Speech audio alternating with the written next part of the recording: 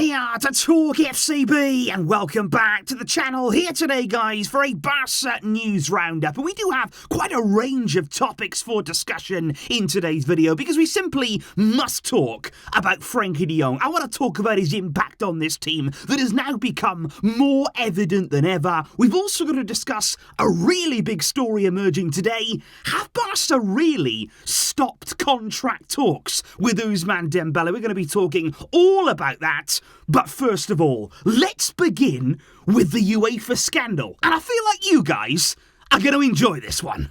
Let's do it. Because right, let's not forget here that UEFA were extremely quick. They couldn't wait to jump on the bandwagon and conduct their own investigation. UEFA, so important, so high and mighty, they simply had to look into the Barça Negreira case themselves, and there were even rumours that they would push to punish Barça even if evidence against us didn't come to fruition. But today, there's another scandal that UEFA should be much more concerned about because according to the media in Slovenia, UEFA president Aleksander Ceferin has been accused of having falsified documents on his UEFA resume. Because according to Prava in Slovenia, which of course there is Ceferin's home country, he is accused of lying on a very crucial part of his CV. Because Ceferin claimed that he was a member of the board of directors of Olimpia Bezigrad between 2006 and 2011, which apparently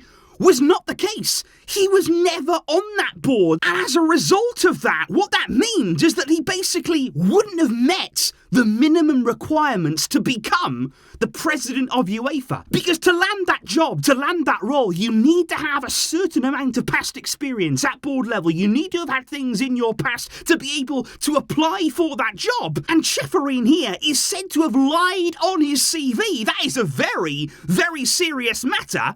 And this comes directly after Javier Tebas, the other man who's desperately coming for Barca, desperately wanting to bring us down. And he, of course, was accused recently of presenting false documents in the Negreira case against Barca.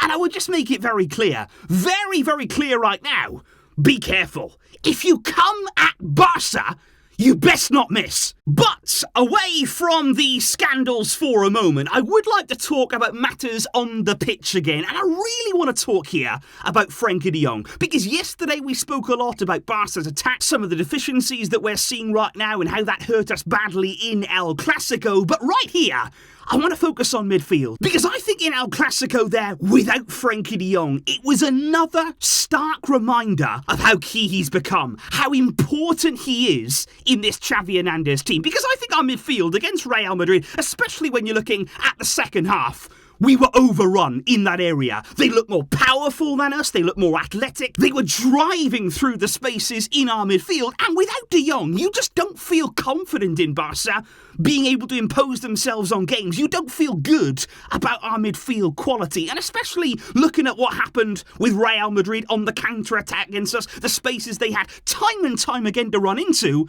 Without de Jong, we don't cover that space. When you've got Busquets in there alongside Roberto, you've got a big problem. You have a gaping problem in your midfield, and without de Jong, we do not have that level of protection. And I think you see it clearly in the performances of Sergio Busquets. Without de Jong, he's a different player in this team. Without the protection and the security of having somebody like de Jong alongside him, Busquets is isolated. Busquets against Real Madrid was nowhere even close to the level we've seen him have with de Jong with him in that midfield as a duo. So Busquets without de Jong badly suffers. And it was the same on the right side too, because I think Vinicius Jr. actually had more joy in this recent Clasico than any game that he's had this season against us. Because again, there was no de Jong to help out. We know that Araujo is matched up against him so well, but he's also had nice support on that right side from de Jong tracking back, from de Jong doubling up there on Vinicius, and again without him in so many different areas, Barca suffered. Frenkie is a player, we said it before the game, who can help out in every single area of the field, in defence, in attack, in transition. He can do it all, and without him, it is crystal clear now, more than ever, we are simply not the same team. However, Speaking about key absences in this team and influential players who are missing for Barca, let's talk now about these reports we're hearing on Ousmane Dembélé, because big one this morning from Sport, as they have said the following. Barca have stopped contract renewal talks with Ousmane Dembélé. Sports say that Barca don't believe they're going to be able to increase his salary,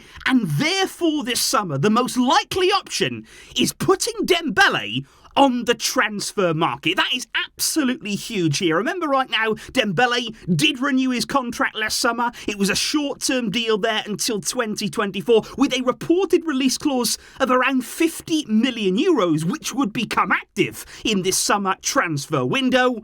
However, I've got to make this so clear right now, guys.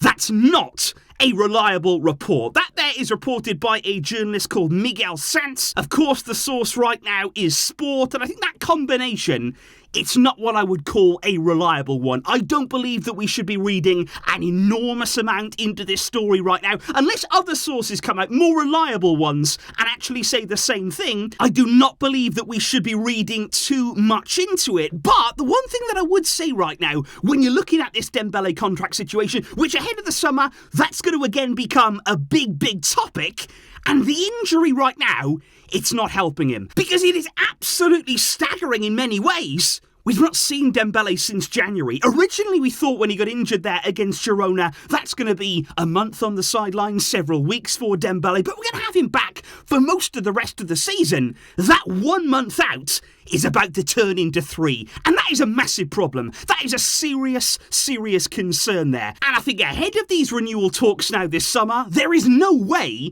that's not going to have an impact. That's not going to have an influence on these talks. Because let's not forget, guys, coming off the back of last season, when he really got his act together, when he was playing so well, became so crucial, we then renewed him in the summer. Coming into this campaign then, he was injury-free. He was feeling good. He was looking good. He was so important in this team. And I think we all thought that Dembélé was going to stroll into these contract talks come the summer and ultimately say, I clearly deserve more. You've got to pay me more. I'm so important and I'm playing so regularly.